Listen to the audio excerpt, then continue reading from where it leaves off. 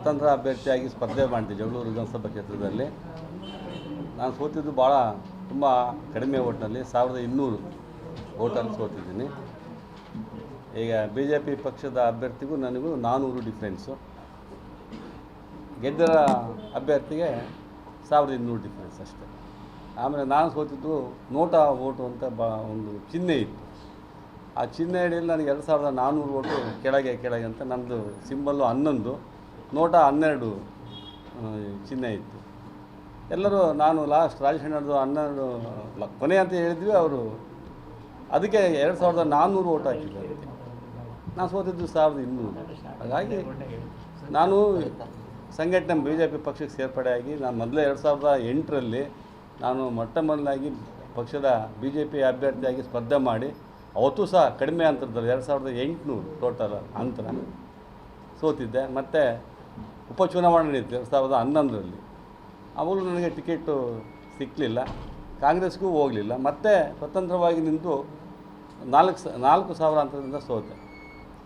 ಅವತ್ತು ಭಾಳ ಹೋರಾಟ, ಎರಡೂ ರಾಷ್ಟ್ರೀಯ ಪಕ್ಷಗಳ ಮಧ್ಯೆ ನಿಂತ್ಕೊಂಡು ನಾನು 2ನೇ ಸ್ಥಾನಕ್ಕೆ ಬಂದೆ. ಕಾಂಗ್ರೆಸ್ ಪಕ್ಷ 3ನೇ ಸ್ಥಾನಕ್ಕೆ ಹೋಯಿತು. ಆ ಸಂದರ್ಭದಲ್ಲಿ ನನಗೆ 2012ರಲ್ಲಿ ಕಾಂಗ್ರೆಸ್ ಪಕ್ಷ ಕರೆದು ನೀವು ಟಿಕೆಟ್ ಕೊಡ್ತೀವಿ, ನೀನು ಬರಬೇಕಂತ ನಾನು ಪಕ್ಷಕ್ಕೆ ಹೋದೆ. ಆ ಪಕ್ಷದಲ್ಲಿ 2013ರಲ್ಲಿ ನಾನು ಕಾಂಗ್ರೆಸ್ ಪಕ್ಷದ ಅಭ್ಯರ್ಥಿಯಾಗಿ ಸುಮಾರು 37,000 ಮತಗಳ ಅಂತರದಿಂದ ದಾಖಲೆ ಜಗಳೂರು ವಿಧಾನಸಭಾ ಕ್ಷೇತ್ರದಲ್ಲಿ ದಾಖಲೆ ಅಂತರದಲ್ಲಿ ನಾನು ಗೆದ್ದೆ. ಇವತ್ತು ನಾನು BJP ಮೊದಲಿಂದ BJPಯಲ್ಲಿದ್ದೆ, ಅವ್ರು ಸಿಗಲಿಲ್ಲ. ಆಮೇಲೆ ಮತ್ತೆ ನಾನು ಇವತ್ತು BJP ಬಂದಿದ್ದೀನಿ. ನಾನು ಇನ್ನೇ BJPಯ ಸಿದ್ಧಾಂತಗಳ ಅಡಿಯಲ್ಲೇ ನಾನು ಕೆಲಸ ಮಾಡಿದಂಥವನು. ಇವತ್ತು ನಾನು BJP ಪಕ್ಷದ ಆಕಾಂಕ್ಷಿ ಜಗಳೂರು ವಿಧಾನಸಭಾ ಕ್ಷೇತ್ರದಲ್ಲಿ. ಹಾಗಾಗಿ ನಾನು 5 ಚುನಾವಣೆಗಳನ್ನು ಮಾಡಿದ್ದೀನಿ. ಸ್ವತಂತ್ರ ಅಭ್ಯರ್ಥಿಯಾಗಿ ಸ್ಪರ್ಧೆ ಮಾಡಿದೆ ಜಗಳೂರು ವಿಧಾನಸಭಾ ಕ್ಷೇತ್ರದಲ್ಲಿ. ನಾನು ಸೋತಿದ್ದು ಭಾಳ ತುಂಬ ಕಡಿಮೆ ಓಟ್ನಲ್ಲಿ 1200 ಓಟಲ್ಲಿ ಸೋತಿದ್ದೀನಿ. ಈಗ BJP ಪಕ್ಷದ ಅಭ್ಯರ್ಥಿಗೂ ನನಗೂ 400 ಡಿಫ್ರೆನ್ಸು, ಗೆದ್ದರ ಅಭ್ಯರ್ಥಿಗೆ 1200 ಡಿಫ್ರೆನ್ಸ್ ಅಷ್ಟೇ. ಆಮೇಲೆ ನಾನು ಸೋತಿದ್ದು ನೋಟಾ ಓಟು ಅಂತ ಒಂದು ಚಿಹ್ನೆ ಇತ್ತು. ಆ ಚಿಹ್ನೆ ಅಡಿಯಲ್ಲಿ ನನಗೆ 2400 ಓಟು ಕೆಳಗೆ ಅಂತ ನಮ್ಮದು ಸಿಂಬಲ್ಲು 11, ನೋಟ 12 ಚಿಹ್ನೆ ಇತ್ತು.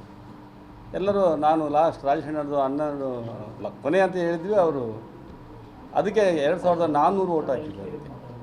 ನಾನು ಸೋತಿದ್ದು 1200.